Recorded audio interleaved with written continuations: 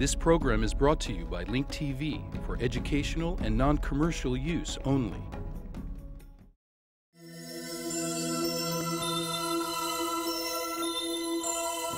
Mosaic, a daily news program from Link TV, presents a selection of news reports from independent and state-controlled broadcasters from throughout the Middle East.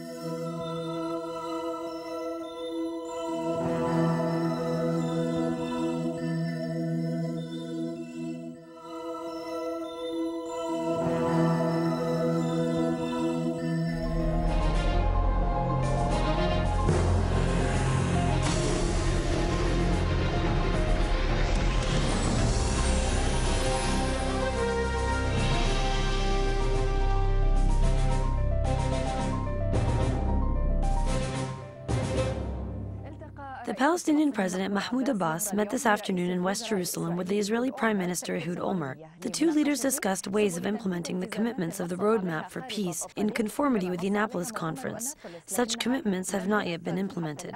This is the first meeting between Olmert and Abbas since talks were suspended after the Israeli military attack on Gaza began in late February. The Abbas-Olmert meeting comes amidst opposition by some Israeli ministers against a government plan to ease restrictions on the Palestinians prior to the completion of the separation wall. In the central Gaza Strip, Israeli bullets have killed another child, 5-year-old Abdullah Bahar. Bahar was martyred Sunday in an Israeli shelling that targeted a civilian home east of the Bureij refugee camp. Amidst sadness and rage, Abdullah has departed the world after this latest shelling, which also wounded several other civilians. Meanwhile, the doors remain open for further Israeli destruction and shelling, or better said, the Holocaust, as Israeli officials have put it during an announcement made in late February. This promoted the Palestinian Authority through its representative Mahmoud Abbas to freeze talks with Israel, a suspension that didn't last more than 6 weeks. Today, a new round of talks were held between Abbas and the Israeli Prime Minister Olmert to discuss the many outstanding issues on the agenda. For the Palestinians, the situation in Gaza is a top priority issue. This news comes as the residents of Gaza continue to suffer from the destruction, the shelling, and the tight blockade. During the past 10 months, a lot was said about the reopening of the border crossings and the lifting of the blockade imposed on Gaza. However, the situation has not changed a bit. There have been no implementations of the roadmap for peace or the Annapolis Conference, and all peace talks that have followed haven't produced any results. Meanwhile, Israel continues on a daily basis to expand the settlements and change the look of Jerusalem. In a meeting yesterday for the Israeli cabinet, several Israeli ministers rejected a plan to ease travel restrictions at security checkpoints in the West Bank. This comes after the U.S. Secretary of State Condoleezza Rice, during her latest visit to the region, urged Israel to ease restrictions on the Palestinians. In justifying their decision, the Israeli ministers said that the construction of the separation wall, which is seizing Palestinian land and dividing their villages and cities, has not yet been completed. According to some Israeli officials, the separation wall sets the limit on any agreements made with the Palestinians. We are joined now from Jerusalem with our Al Jazeera correspondent, Ilyas Karam. Ilyas, is there any information coming out of the Abbas-Olmert meeting, which took place after talks were suspended last February? In fact, there appears to be no information suggesting whether they have made progress on any of the outstanding issues, especially those having to do with security and border crossings and the situation in the Gaza Strip. Having said that, this meeting is not expected to produce any new results regarding these issues. This is rather obvious from the announcements that were made during the past few days by Israeli officials. It's also obvious from the announcements that were made by the Palestinian Prime Minister Salam Fayyad, who confirmed that since the Annapolis Conference, the Palestinian and Israeli negotiating teams have not made progress on the outstanding issues. No progress has been made on either the preliminary issues such as the implementation of the roadmap for peace or the main issues such as Jerusalem, the refugees, and the borders. This meeting is important because it aims to bring the peace efforts back on track and restart the bilateral talks, which are held on a bi-weekly basis between the Palestinian President Abbas and the Israeli Prime Minister Ehud Olmert. This meeting comes after talks between the Palestinians and the Israelis were suspended nearly 6.5 months ago, following the Israeli attack on the Gaza Strip, where more than 100 Palestinians have been martyred. It also comes after the attack on the Jewish seminary in Jerusalem, which killed 8 Israelis. In addition, it comes amidst 2 critical announcements, which are important news to the Israelis but dangerous to the Palestinians. In one of the announcements, Livni said that Israel will not make any compromises over what she referred to as the red lines, which includes issues such as the return of the refugees, Jerusalem, and Israeli security. This means that Israel is returning to its famous no to this, no to that phrases that we have heard all along since the start of the negotiations. In the other announcement, the head of the Israeli Internal Intelligence Agency, Shabak Yoar Diskin, said that he opposes the removal of any of the security barriers in the West Bank prior to the completion of the separation wall. Thank you, Ilyas Karam from Jerusalem. من ناحية أخرى هدد بنيامين بن ألي عايزر وزير المرافق. In another development, Israel's infrastructure minister Benjamin Ben-Elazir threatened to destroy Iran if it attacks Israel. Ben-Elazir's remarks came during a visit to the Infrastructure Ministry Operation Room, which is being prepared to be a civil defense drill. The minister said the civil defense exercise is not a meaningless spectacle of a fictional scenario. He added that the future reality is likely to be a number of times harsher than that which we recognize now. سيكون أقصى عدة مرات من الواقع الذي نشهده حاليا.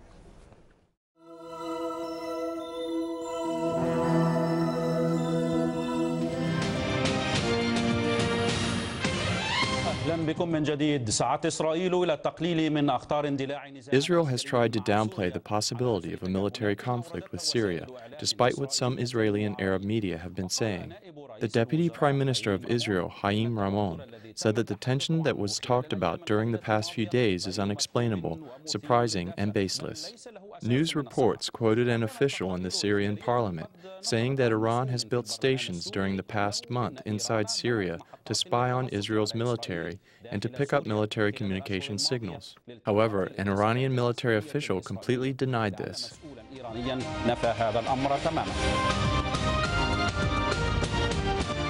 Once again, Israel sent Syria warnings, but at the same time, it downplayed the possibility of a military conflict between the two countries.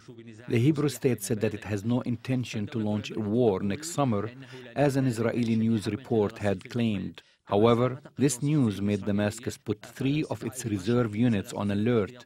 The Israeli Deputy Prime Minister, Haim Ramon, said that this report was baseless. This came as the Defense Minister Ehud Barak cancelled a scheduled visit to Germany to follow up with the recent political developments in northern Israel. What are the reasons behind increasing the possibilities of a military confrontation, which is done once in a while? Israel is making political maneuvers to strengthen its domestic front following the threats that were made by Nassrallah that he will begin some kind of an operation. These threats created fear and panic in Israel, which explains why Israel reversed its decision recently. Political observers believe that Israel, which followed the Arab League summit in Damascus, was hoping that the Arab divisions would be deepened, but it was disappointed because the Arab summit was calm and sought ways to enhance Arab unity. This comes despite the division of Arabs into 2 groups, the so-called moderates and extremists. It seems that Israel is sending messages that it is ready for any action that the leader of the Lebanese Hezbollah may take to avenge the death of Imad Mughniya, who was killed in Damascus on February 12, 2008. This, however, increases the possibility of a new regional war, especially when considering that the Syrian army called in some of its reserve units. One must be careful because in the past, Israel used to say one thing and do the opposite. At this point, of course, what is happening is a continuation of the old dilemma, which began in 2006, in addition to the American dilemma in Iraq, in addition to the Arab summit, where Arabs did not accept American conditions and orders in particular. Israel is downplaying the possibility of a military confrontation, but the super-regional power also threatens to respond painfully and harshly, as the Deputy Armed Chief, Major General Dan Hayel, puts it. Israel has sent Syria mixed messages in response to the Arab League summit in Damascus, which demanded Israel to fulfill its peace obligations. Tel Aviv responded by flexing its muscles and demanding peace the way it wants it. Tawfiq Yazigi, Abu Dhabi Television, Damascus.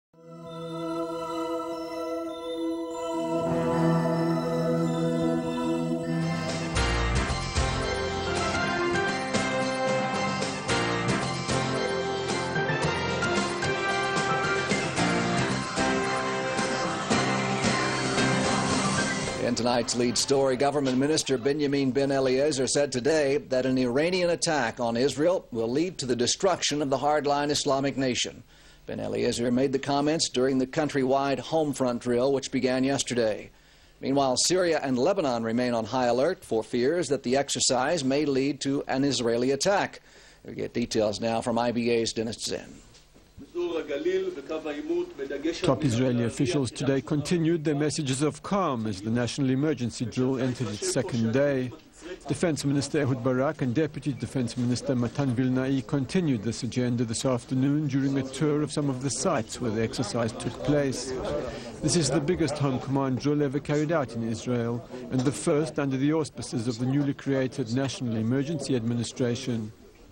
During the morning, Infrastructure Minister Benjamin Ben Eliezer, who was visiting his ministry's war room, took the opportunity to warn Tehran that an attack on Israel would lead to fierce retaliation that would result in the destruction of Iran. An Iranian Foreign Ministry spokesman simply said, Israel is trying to raise the low morale of IDF soldiers. In Beirut this morning, Marwan Khamda, Lebanese minister, said the Lebanese army is on top alert because Israel may try and take advantage of the exercise to launch an attack. He said that the Israeli army wants to recoup the losses it suffered in the Second Lebanon War. These were not the only reactions to the exercise. The head of the northern border communities, Shlomo Buchbut, complained that the exercise completely bypassed the frontline villages because the entire area, he said, is not at all ready for war. He said he wrote a harsh letter to Defense Minister Ehud Barak, calling on him to cancel the exercise in the north. Buchbut claimed that the bomb shelters in the area have not been refurbished by the IDF or prepared in any way. In response, the head of the civilian sector in the IDF Home Command, Colonel Chilik Sofer, said, each community is responsible for its own shelters. The IDF Home Command, he said, only defines the criteria. He pointed out that the exercise is intended to check all aspects of the rear command in times of emergency, including the state of the shelters and the performance of the local councils. Tomorrow the exercise will be conducted in schools. Sirens will be sounded throughout the country, except in the communities surrounding the Gaza Strip. Dennis Zinn, IBA News.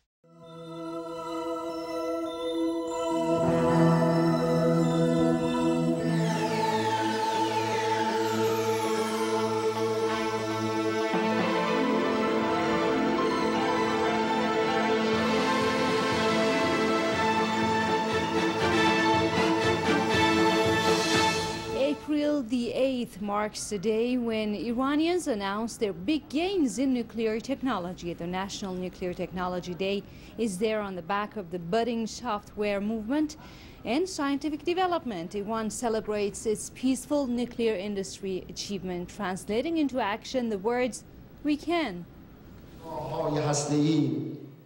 در روز 20 فروردین ماه سال جاری یعنی سال 85 هجری شمسی به دست جوانانمان تولید شد.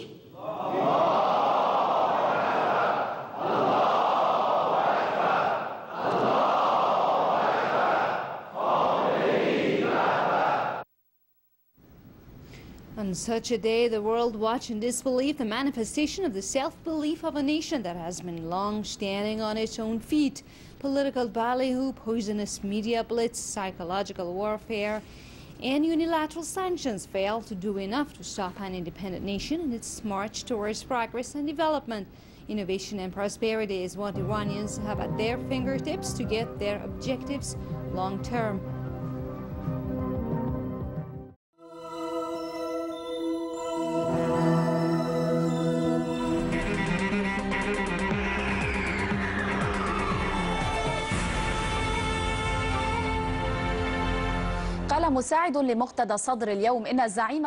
Today, an assistant to Muqtada Sadr said that the Shiite leader will request consultation from senior religious figures regarding the issue of dissolving the Mahdi army militia.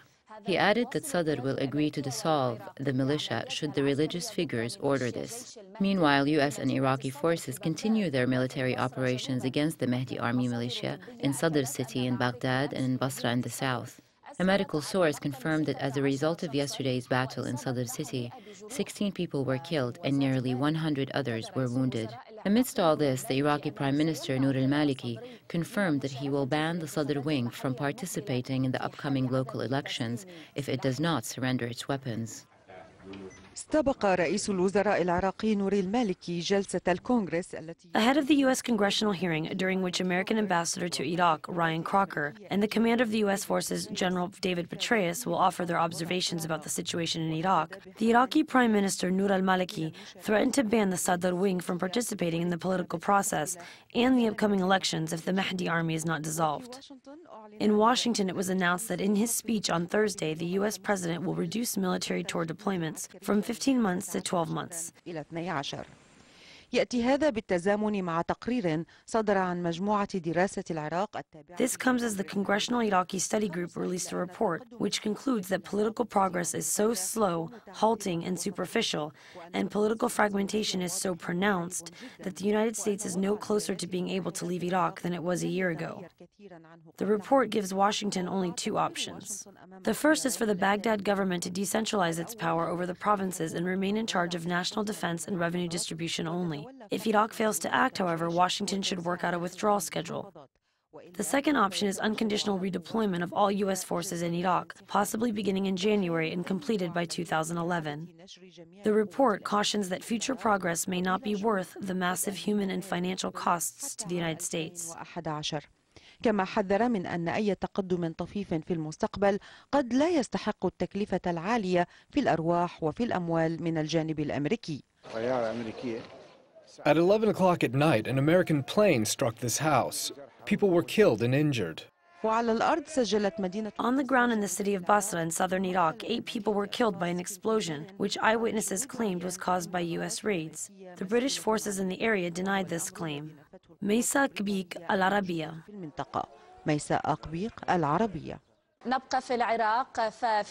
On this day in 2003, residents of southern Iraq were reassured that the former Iraqi regime would not return as it did following the war to liberate Kuwait. We will review the highlights of that day.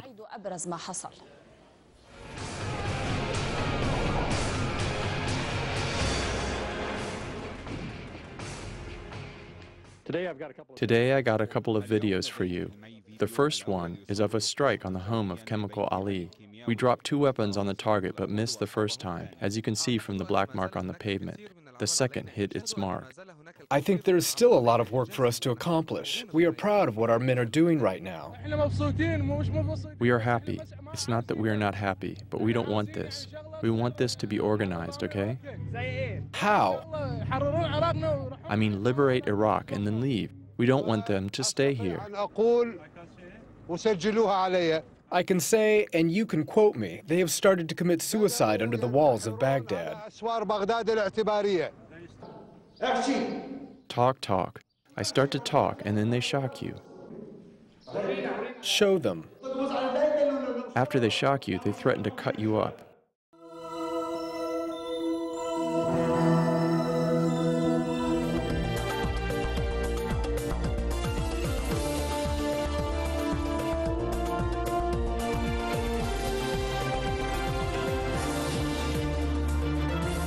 In Kuwait, bulldozers demolished hundreds of Diwaniyas, or meeting places.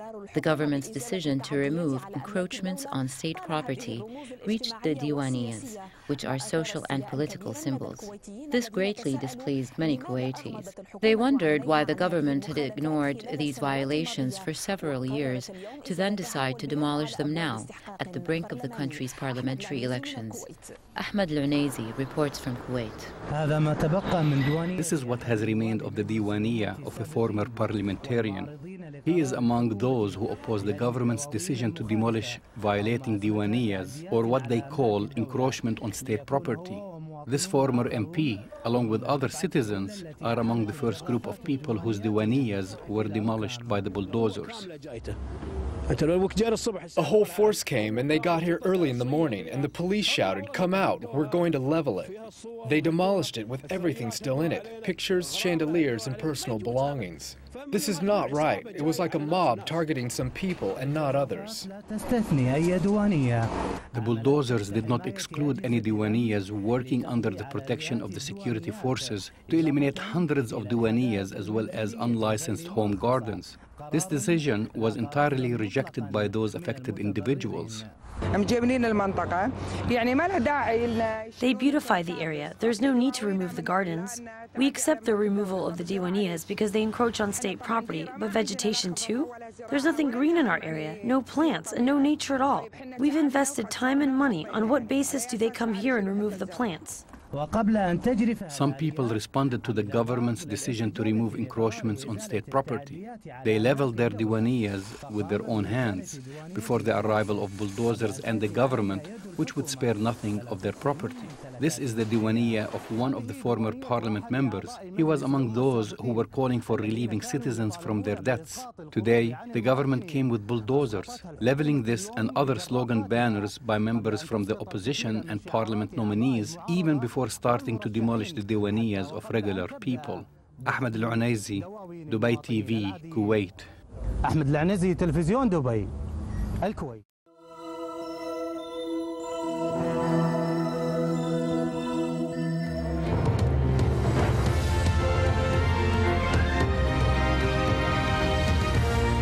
Well, Egypt's main opposition group is calling for a boycott of local elections amid growing discontent from across the country. The Muslim Brotherhood says Egyptians should not take part in the vote on Tuesday. The call comes after rising food prices and stagnant wages prompted violent protests not seen for 30 years. Now, security forces are standing by in case of more trouble in the northern city of Mahalla. These are the latest pictures from the city. On Sunday, thousands of people clashed with police on the streets and set on fire 2 schools after a call for that strike action at the country's largest textile factory. Workers from that factory are about to end their shift and authorities are desperate to ensure there's not more violence. More than 100 people were injured during the clashes on Sunday and dozens more arrested. Paul Allen reports. Boiling point in the northern Egyptian city of Mahalla. An estimated 2,000 people took to the streets, setting fires, looting shops and throwing bricks at riot police. 150 people were arrested and at least 80 wounded as the city took on the appearance of a war zone. A simple combination of steeply rising prices and stagnant wages have pushed these people to the edge. We have to express our frustration. The prices of all foodstuffs have been escalating. Rice, cereals, meat, everything. People can't even afford feeding themselves anymore.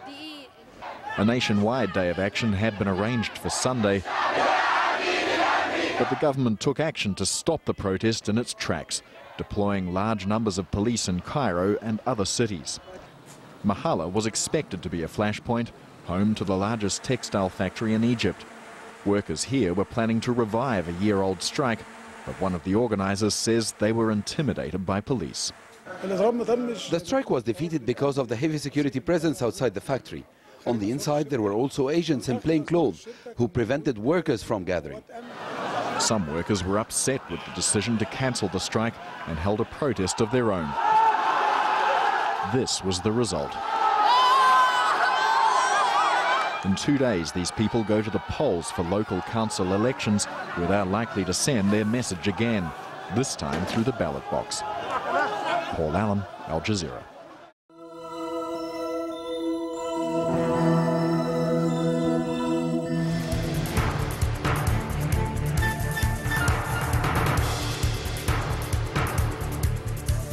Torn between Islamic duties and exposure to fashion trends, girls try to reveal their beauty while still abiding by the hijab or veil. In the following report, our colleague Zaina Zadan examines the hijab a la mode. For the Muslim woman, the hijab is an obligation and a duty, as instructed by the Holy Quran. But why has the hijab moved away from its traditional nature, and how did it change into the hijab a la mode? According to Islam, a girl must wear the hijab, or the Islamic garb, when she reaches puberty. This comes from the assumption that a woman is a human being, not a commodity to arouse instinctive drives. Islamic women's garb is meant to protect and cover a woman's curves, with two main conditions. The clothing must be loose and unseductive in its color or cut. The hijab has existed since Islam, but for many girls, it has turned into the following: tight and indecent clothes, with bright colors and glittery veils, and it doesn't hurt to add a few flirtatious movements to make heads turn and sway. So what does Islamic law say about this?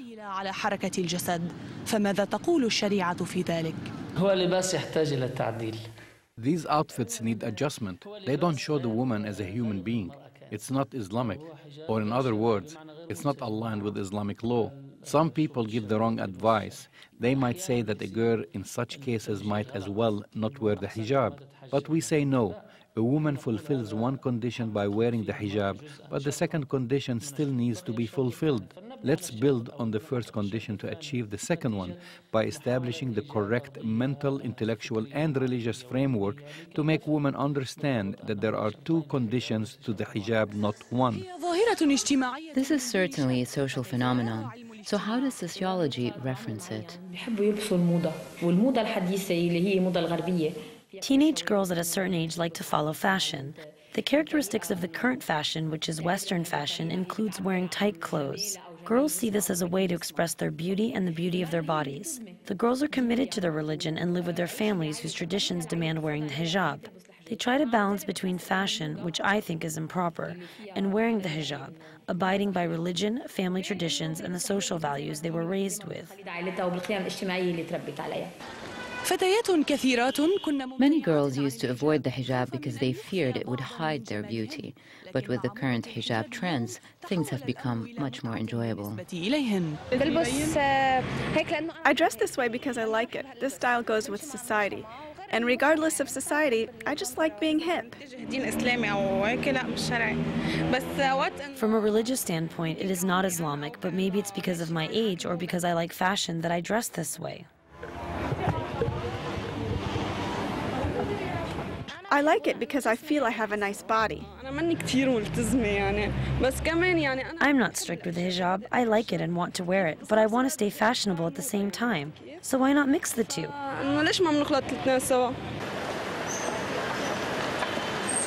We wear the same clothes as unveiled girls. The only difference is that we also wear the veil. No longer is the fun of shopping and buying modern clothing limited to non-veiled women, as long as the stores fulfill everyone's needs. Take this shirt, for example. They would wear a bodysuit underneath and a blazer over it. I think that veiled women nowadays are more concerned with fashion than with the hijab. Most girls buy very light colors, especially in the spring. Pink and blues, there's even a demand for yellow and greens. Some approve and others don't. But how does the diverse society view the hijab a la mode? In my opinion, this is an American hijab. They might as well take it off. It's a beginning. It's okay for a girl to start this way, as long as she ends up abiding by Islamic conditions. There are two things that a woman will not give up: love and beauty. But when she finds herself between the jaws of her feminine ideology on one side and her religious duty on the other, she rebels. She resorts to her wit, breaking out of one chain and suspending the other. Zaina Zaidan, UTV. Get more news about the Middle East online at linktv.org/Mosaic. The Mosaic webpage offers a complete archive of Mosaic programs, program transcripts, the Mosaic video podcast, and the Mosaic Intelligence Report, a weekly analysis of the hottest stories from the Middle East. The views expressed on Mosaic are those of the participating broadcasters, not Link TV or its sponsors. The production of Mosaic is made possible with the support of viewers like you. Thank you.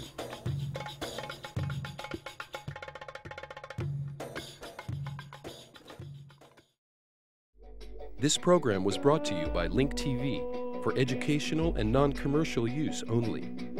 Link TV is the only U.S. television network devoted to global and national news, with uncompromising documentaries and diverse cultural programs.